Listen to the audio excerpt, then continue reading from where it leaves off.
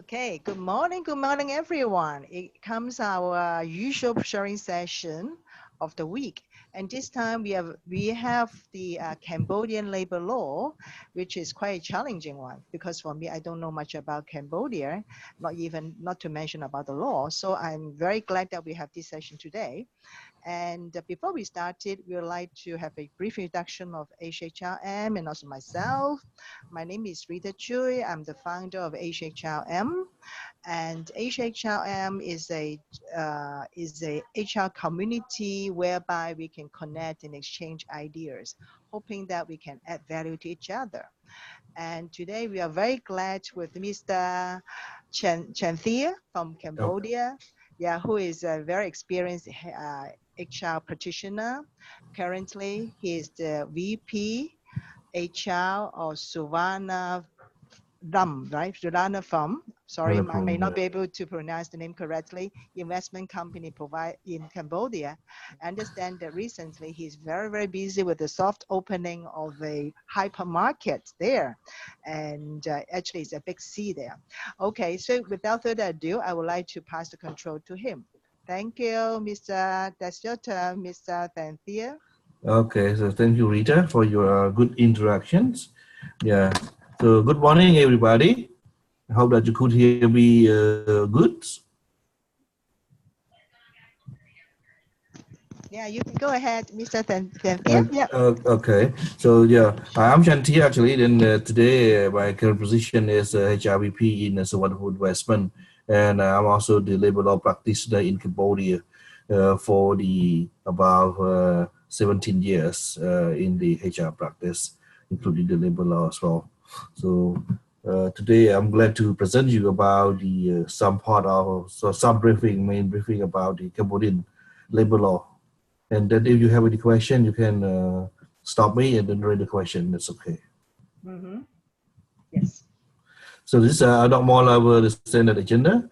So we're gonna briefing all this kind of agenda, working hour, and your paid bonus or paid leave, and your leave, paid sick leave, maternity leave, parental leave, collective bargaining agreement, and the regarding the special process, minimum wage, and the related unemployment insurance. And you can also ask me if also you have the concern out of this content. If I could share you, I also can share you for now as well. So working hours. So the standard working hours that defined by the Cambodian labor law is 48 hours a week. Um, and the maximum working hour is 8 hours. It's the working hours, and the 6 day working day, and 1 day off. Actually, this practice, we can add the overtime 2 hours in the day. So total the working hour plus the overtime is 10 hours a day. This is the standard that mentioned by the law, and and also that the 48 hour actually is the best practice or the common practice. I would say the common practice in the factory, in the SME, and for the other company, yes, but the majority in the bank sector and in the other challenge sectors, they work only 44 or 40 hour a week. And the working day is only Monday to Friday. This is the best practice in the Cambodia in order to attract the talent, because some of the employee they use the weekend to join the university program and the weekend too, or they want to relax 2 days for the weekends. So this is the best practice is we use only 40 hours working hours a week.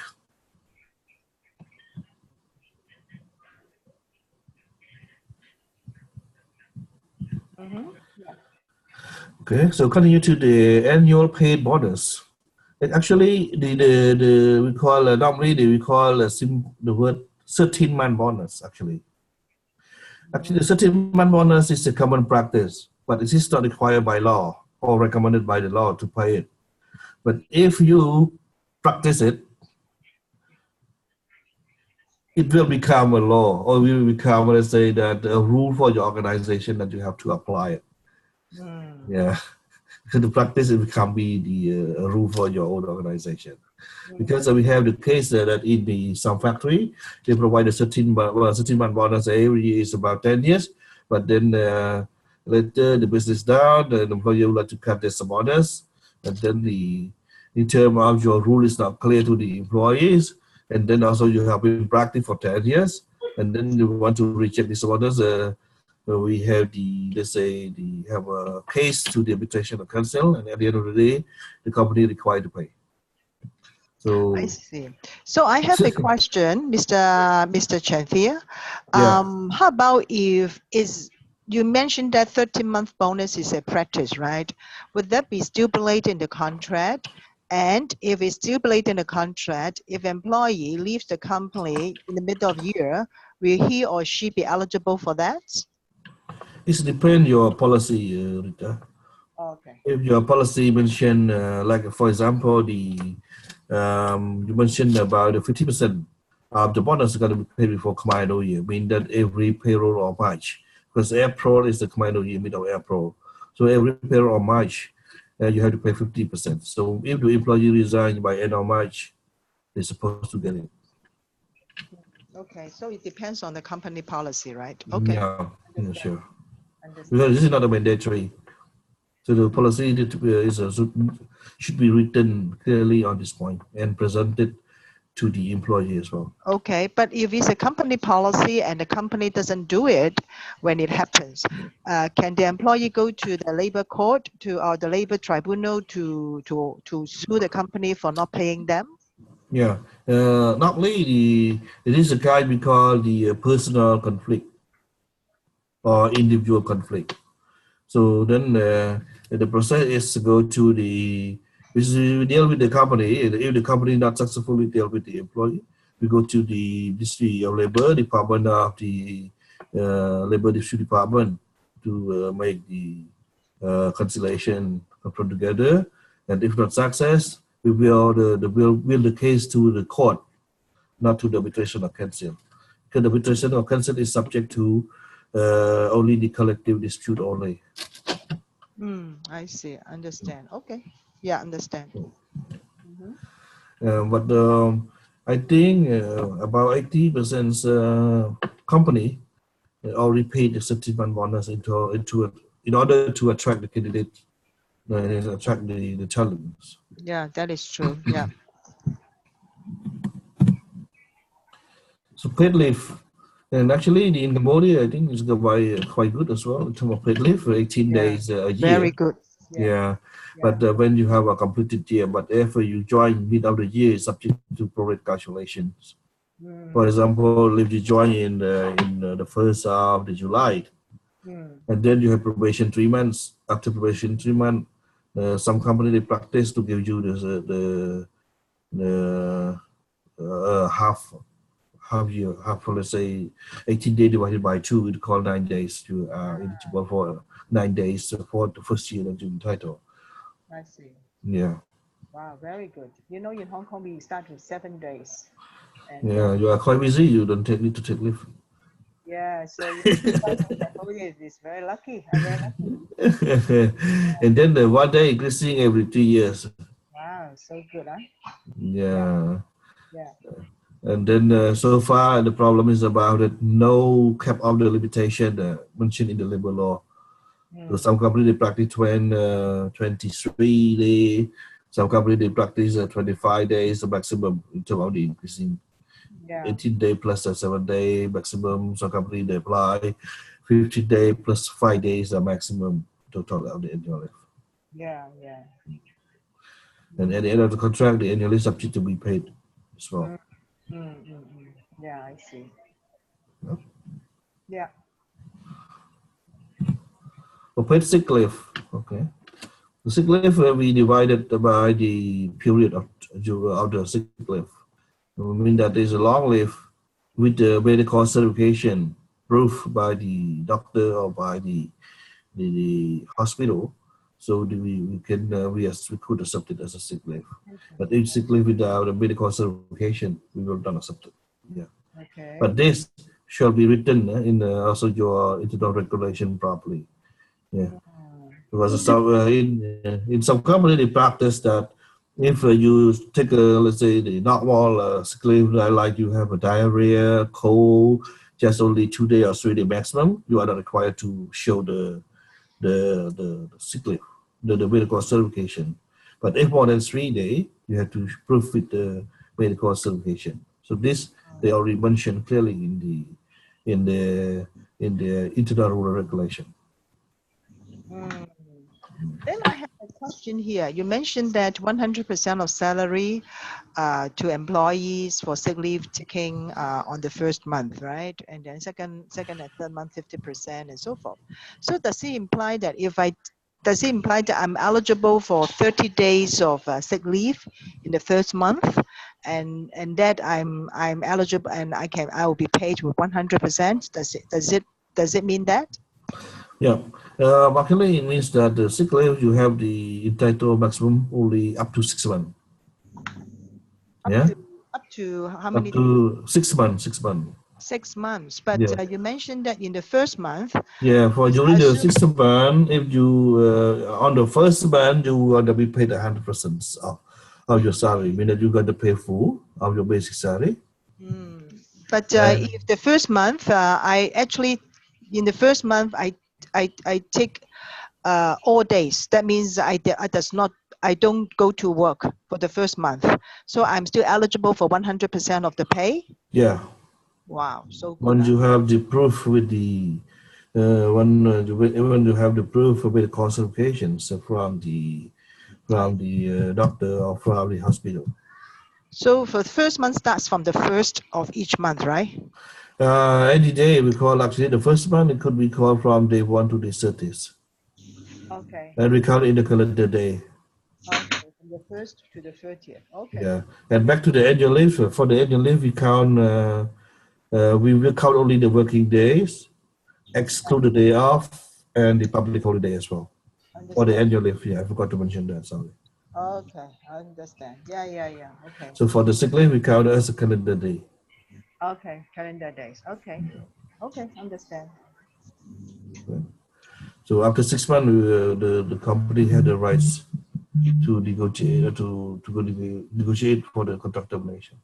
So how about if a new employee just joined the company and he immediately takes sick leave on the first month, is he still paid 100%? A new employee? Actually, by law, they are any leave. They can take leave after they are entitled for 1 year. After they are working for 1 year. After the 1 year of the service, they can take leave. Okay, so eligibility is after 1 year. Then they can enjoy all this kind of paid sick leave. Understand? Yeah, sure. Okay. Even the annual leave too, but some company they want to practice that because it's too long. For 1 year that we hold the vacancy, they hold the annual leave for the employee. So that's why some of the practice that they just issue at the current year. Yeah, understand. Yeah. Okay. Yeah.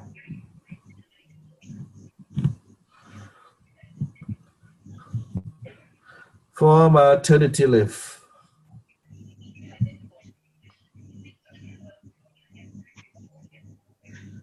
For the maternity leave, also the entitled after they join the company for 1 year. This is like the other leave, all the Kayong leave actually. And the period of the maternity leave is 90 days, counting the calendar days. So altogether, the female employee would receive 120% of salary from. 50%. 50% is earned from the employee. Yeah, Earned by the employer, paid by the employer, and another 70% got from the government. Oh, I see. So 120%, right? Yeah. During the time of maternity leave. Wow. Yeah, that's it. Very good. Very good. Okay. Yeah. That's why a lot of that's why a lot of employees get pregnant. Not really, Mary. The case. How about you? How about you? So Maria, are you now working in Cambodia? Yes. So this is your experience, right? A lot of female employees take maternity leave, right? Because the law is so good. Yes. Actually, in my previous company, JDI also motivate if you have one kid, they pay 1,000. Okay. Very good benefit. Yeah, okay. Okay. So the parental leave facility, this one is not clear by law, but also some company they practice to issue to provide it to the employee too. We give So, 1 day. Oh, 1 day yeah, leave. that is depend on the kindness of the employer. Then in my current company, they offer 5 days Oh, for paternity leave, because normally when the lady deliver a baby, they require to stay in the hospital 5 days, 4 days or 5 days. So then we offer 5 days of paternity leave. Yeah, but it is not required by law. yeah. Collective bargaining. Collective bargaining is a very good tool, actually, to support the both party to avoid the conflict of the interest happen, to avoid the conflict of the benefits, kind of benefit and the salary increment. So it is kind of the, let's say, it could be maintain the stabilization in the company for during the implementation of the CBA. So, and I'm lucky I have joined the 3 versions in the Cambodia airports for the collective bargaining agreement with the 2 unions.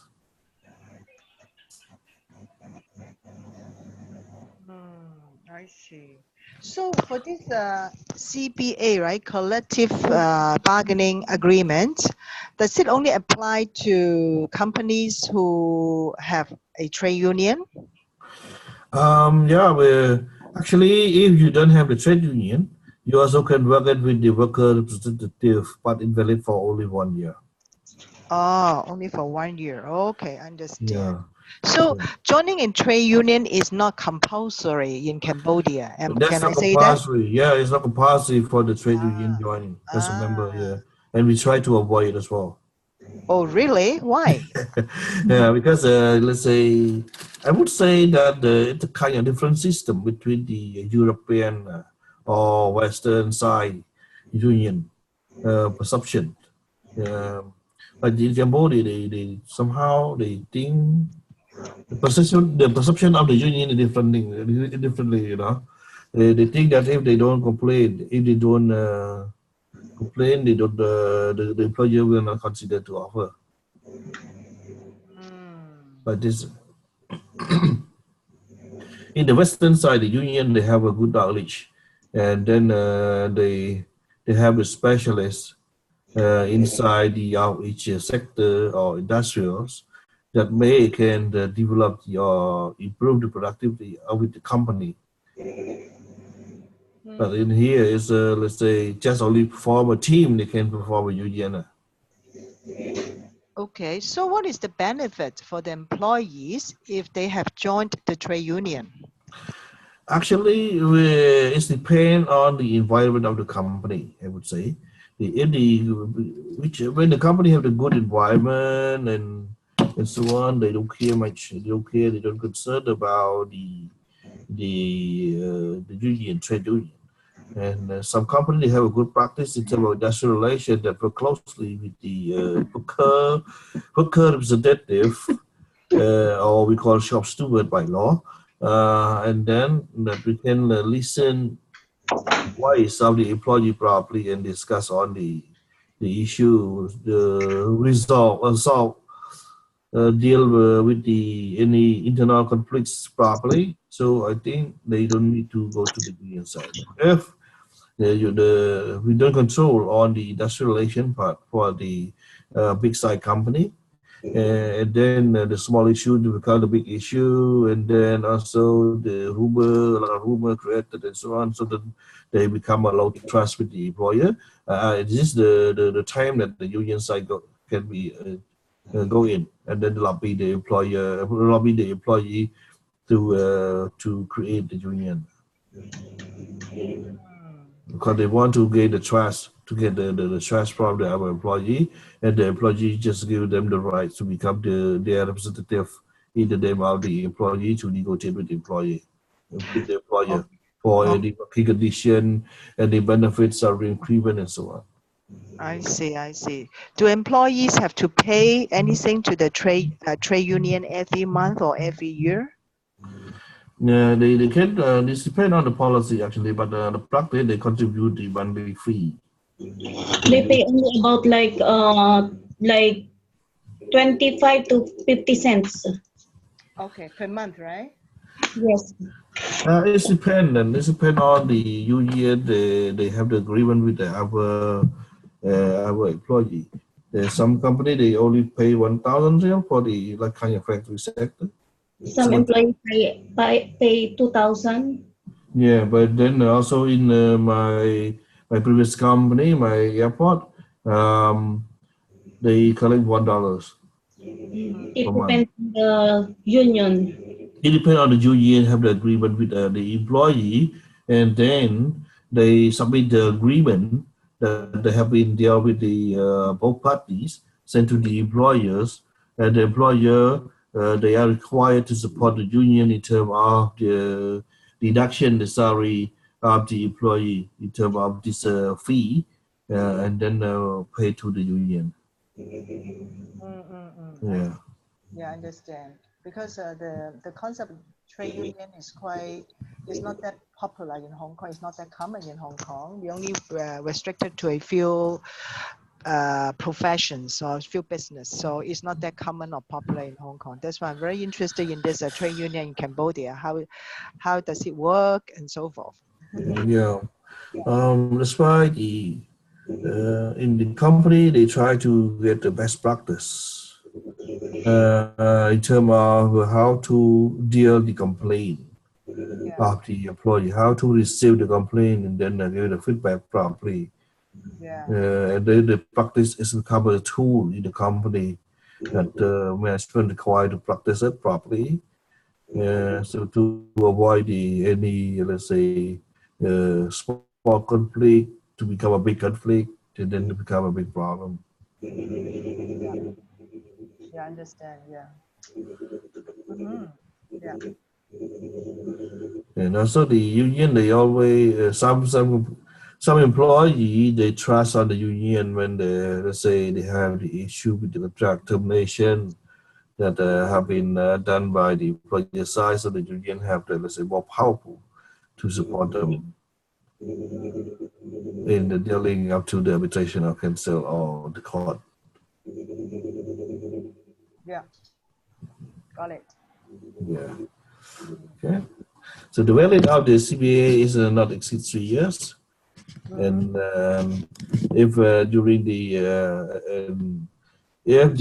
after the expiration of the CBA, if both party cannot, let's say, find a deal with the new CBA agreement, so the old CBA going to be applied for 1 year. Yeah. And this the CBA need to be registered and also translated in combined version to the Department of Labor in the Ministry of Labor, to the Department of this dispute and the Ministry of Labor. Yeah. If you don't register, it's not official. Oh, I see.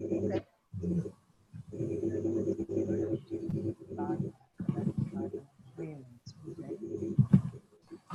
Okay. Yeah. This is for the regarding the termination contract. So actually, when you have a contract termination, you should have a proper design and process inside the organization through your internal regulation or your, let's say, termination policy and procedure to make sure that the employee gonna be gonna accept your process, gonna accept your reason of your justification, your reason on the termination, and then also the proven that you have to show to them as well. And then you actually the mainly of the gross or misconduct is to refer to the Article 83 of the labor law, but also you can to refer to the other article as well. But mainly the of the result of the gross or misconduct stated in the Article 83 of the labor law. So the process of the termination, not we need to work it with our worker representative, because all the industry are required to have the worker representative. So then we have to have the, let's say we should call them into the panel, disciplinary panel, and led by the HR, with the support team by the operation or department concerns. Then also we also invite the worker rep as a witness that can be selected by the chosen by the employee. Okay. So then then the minute meeting of this process you should need to be done properly, and then get everyone signed to be your concrete document when you have further process to the court or to the arbitration or council somehow. Yeah. Yeah. So normally the kind of the after the disciplinary panel, and then we have the minute meeting. So and then the HR gonna be analyze the minute meeting, link to the refer to the law, refer to the any rule of the law of the company, because some company they don't refer to only one law, like the labor law. Like in the airport, we have the aviation law, we have the ICAO law that impact to the security or the norm, the standard of the working. So we can refer to any law that related to the job. Yeah. So this kind. So it depends on how the HR smart only work only on the termination process. Yeah. So once you have the proper evidence to prove the process, so you have the strong case. Even you have to go to the court also that you're going to have a strong case. Yeah. Got it. Yeah.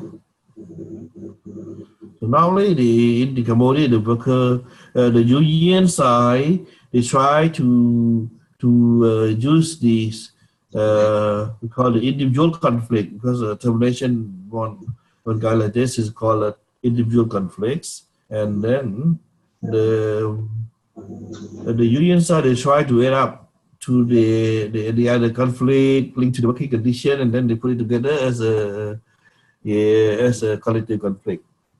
By end of the termination case inside there and pass it to the Department of Labor and split it up to the arbitration or council, because they don't want to go to the court. They prefer to go to the arbitration or council. Yeah. And in Cambodia, is there anything called summary dismissal? Meaning that if an employee is found with a very serious misconduct, such as bribery, corruption, embezzlement, and so forth, then the company can dismiss the employee right away.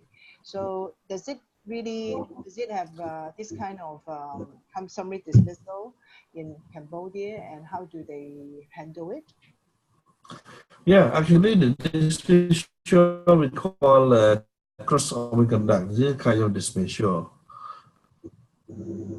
So termination can be terminated through the two different kinds you can call. One is due to the cross-organ conduct, and the second is due to any misconduct. But if it is not a cross-organ conduct, it is subject to pay the differently. Okay. Yeah, if you found that the terminate employee, this employee, and then the reason is not linked to the gross conduct, you have to pay them the other item, like we call the damage. The damage, the damage fee, and then also the indemnity pay. Yeah, understand. Yeah. But if due to the gross conduct, we don't pay this item. We pay only the remaining item called like the annual leave, salary, OT that they have been earned. Yeah. Mm-hmm. Yeah. Yeah. But if you pay them, if you terminate them, and then the assistant under the cross of the contract, but they have the misconduct, you have to pay them the notice period, you have to pay them the indemnity, you have to pay them the special, the rebate. Yeah. So this is the kind of other item that you need to pay them based on the law. Yeah. Mm-hmm. And then the termination of if you want to terminate of any called the worker, worker representative, and also let's say the group of the union leaders that they cover under the special labor law, because they have special rights in labor law, because they have the right to protect them for the union and the worker representative. So if you want to terminate this group for the worker, for the union, we had a president, vice president, and treasury. So three guys. If you want to terminate the three guys, you have to request it to the Department of Labor or Ministry of Labor first. You have to write your proposal to the Ministry of Labor for the termination process, for the termination decision. Yeah. So if you after investigation properly by the Department of Labor, by Department of the Labor Disputes, the ministry, the minister of the ministry is gonna have issue us letters to provide a decision on the termination, yes or no. If they don't allow you to terminate, you cannot terminate. Yeah. Mm-hmm. I experienced in terminate of one of the vice president union. Yeah. It's a very good case. We write the proposal, the ground of the special, the impact, and then we invite the inspector from the Ministry of Labor to investigate the case. We cooperate with them to investigate the case. They interview all the concerned people and so on, and they write a report to the Ministry of Labor for the decisions. Yeah. So finally, we found the minister agreed to provide us the right for terminations. Oh. Yeah. Okay. Because of the guys that was under alcohol during the working time, and then his position is marshalling. They do a marsh signal to the aircraft. So this is a very serious in terms of the safety reason for both the aircraft and also the passengers, even also the other aircraft device too, because the aircraft already landed. So then if they have any burning out, so then they're going to be packed to the whole airport. So that's why we try to put it up all the law regarding the law of the aviation and so on, then to lobby the government, to prove to the government in order to request for termination. So at the end of the day, we receive it to agree for termination. Yeah. Yeah. Okay. The minimum wage is we have the committee that appointed by the government to discuss on the minimum wage every year. And I'm also a member to discuss this one as well with the union sides. So they have the three parties in terms of discussion. One is from the government, and one is from the employer side, and another one is from the union sides. So we discuss together to find out the reason of the increment, how much you should increase with this amount, and then they have the president and HO, the let's say the argument support the idea. Yeah. So this year, next year we will increase from 182 to the 190 US dollars for the minimum wage. Is this per month or what, or per year or what? This is a basic salary per year, 180 US dollar per month. Oh, sorry, per month. This is Per month, right? Per month, 190 right? US dollar per month. Okay. And then this apply only for specific factor like the textile, footwear. Yeah. Oh, I see. Not So the whole company, not the whole country, just only some sector. that means for other industries, they can pay less than that? Yeah, they can, but they should consider about the if they can recruit, they can find the people pay less than that. They can do it because That is true. yeah, but actually some of the other company they cannot pay less than that Yeah, because some of the people will not work for you. that is true. Yeah, Yeah. yeah. Base excluding allies.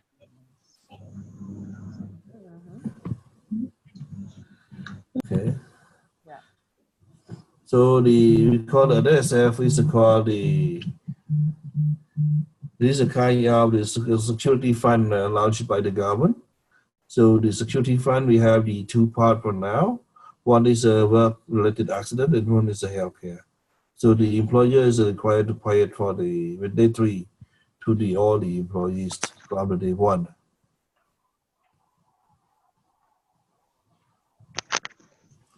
And the work-related accident is also including the commune to work back and forth from home to work and work to home as well. I see. So nothing about retirement? Actually, we don't have any retirement law yet, but the pension fund is gonna be issued in next year, as confirmed by the Ministry of Labor. But we don't see how the picture look like of the pension fund. But as I heard, we're gonna save 4%. Okay, 4%, right? Okay. Yeah, 4% saving, and composed by 50% from the employee and the employer. Oh, 50/50, meaning that 2% Meaning from 2% each. employer Yeah, and 2% from employee. correct. Okay. Oh, okay. So I think at the end come to the end of the section. So if you have any more question, I wanted yes. to know the biggest labor challenge in Cambodia. Can you share with me, or Marie can also share as well, since you are also in Cambodia? What do you think would be the biggest labor challenge in Cambodia? It depends on the area where you're located. It depends on the location actually. Like for example, I'm because Bong Chantia is in Phnom Penh. Bong, you're in Phnom Penh, right? Yes, and in province. I haven't seen you for a long time. When is our next meeting? Okay, it depends on you. You organize it. I'm waiting for the team. But what is the biggest labor challenge? I understand it depends on the location, but what would that be? Because like for example, for me, I'm located here in Sihanoukville. So now we have a big issue in Sihanoukville in terms of manpower and recruitment. Because like there's a lot of new hotels, casinos coming in. So and there's no enough manpower. So it's saturated. So it's really challenging, and currently now it's quite difficult to find people. So what do you do? Import laborers, import people from other countries into Cambodia? We cannot actually like hire because in Cambodia we have this quota, so we are only allowed to hire foreigners if we cannot find Cambodian people, and we are limited to 10% of the total manpower. Okay, only 10% of the employees are Local they can, employees. that means they can only allow 10% of foreign workers in your company. Yeah, we're allowed only like 3% for office, uh, different percentage per each skills. So it's also not really a big factor to hire a foreigner.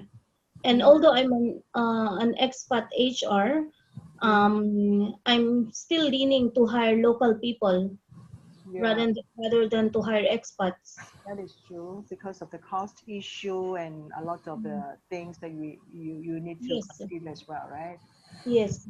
I see, I see. How about Mr. Shanthil? What is considered to be the biggest challenge in Cambodia, according to your view? Yes, the biggest challenge also the for the Cambodia is about the recruitment too, and also the soft skill for the our let's say our labor. Soft skills. Yeah. So how are you going to tackle it then? Actually, we have to have our own the retention program for the our current employee and the attractive for the new employee. Mhm. And through the employer branding, the pay competitive, like in the FFCG, we have to design a good pay scheme for them, including the social insurance and so on. Mm-hmm. Yeah, so this Yeah, guy that we have to play on with yeah. to be a good strategy for HR. Mm-hmm. Also, at the same time, we have to develop their personal competency by our own organizations. Yeah, that is very true. Yeah. Also, the challenge is high turnover rate. Oh, really? Because of Yes. the opportunities, right, in Cambodia, Yes. they are Yeah, giving a it's lot of. depend on the Mhm. company environment too. Yeah, therefore, like the in JDR, even I joined, the turnover rate is quite low because it's about 1 to 2% only. Because the people stay there, they expected to grow in our organizations. So Mm, then, when I joined there, we try to build a good connection between the employer and the employee, and then we become like a family. And also, the our working environment is quite good in terms of discussion session, sharing session, town hall session, TGL meeting section. Yeah. So then the top management and the employee have closely talked to each other to understand each other. Yeah. And then also we have the kind of new launch product portfolio sessions. Even the office also need to go and support the operation session to understand about the operational issue. Yeah, and also the um, when we have the opportunity, we always think about our internal. We always practice to let's say the talent development throughout our organizational needs. So we plan ahead who got let's say the potential for in what position that and that we are having soon or we are having in the next year. So we take a 1 year, 2 year development for the our employee to be ready for the coming growth of the trend of the organizations. So when the organization success expanded, we have ready for the our employee to move on. So mostly we get the employee in at the entry level or the other specialized skill that we cannot let's say give it opportunity to our internal, but some let's say position we are able to feel internally only. So that's why they feel very happy with the our management. yeah, yeah, it's very true. But if I challenge you that okay, if you there is only one thing that you can do in order to connect your staff and so that your staff will feel good about the company, what would be the one thing that you will do? You think is the most important thing that you will help you to establish good relationship with your staff and your staff will feel good about the company and ultimately your staff will stay with the company. What would be the one thing that you will do? If only one thing that you can do, what would that be?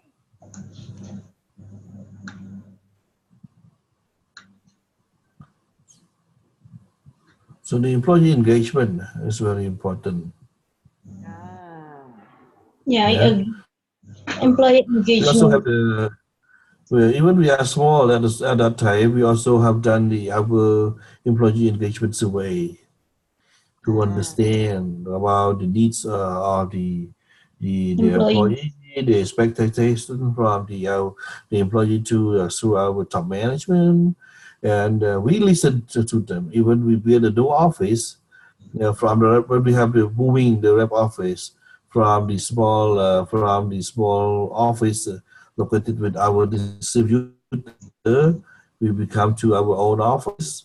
We also do surveys about the opinion how the office look like that they want. Yeah, some of the guy they want to have the office like the Google office. There's some of the guy who want to have the mini bar inside the office that you can enjoy the train because of the after the working time is the traffic quite jam, so spend a lot of time to reach a restaurant and so on. And so that's why they want to save time and enjoy in the office. Yeah, they want to have the relaxing area. They want to have open meeting table. Also kind of like that. We collect all the idea and we design the office through what they need. yeah, that's very true. And staff engagement. Okay, so Marie, do you have anything to share on this topic about the one thing that we can do as employer to keep the Yeah, staff? I actually agree with Mong Chantia. It's yeah, it's staff engagement. You have to engage the staff with the company, cultivate their commitment, Yeah, and work on the efficiency. And another thing is training.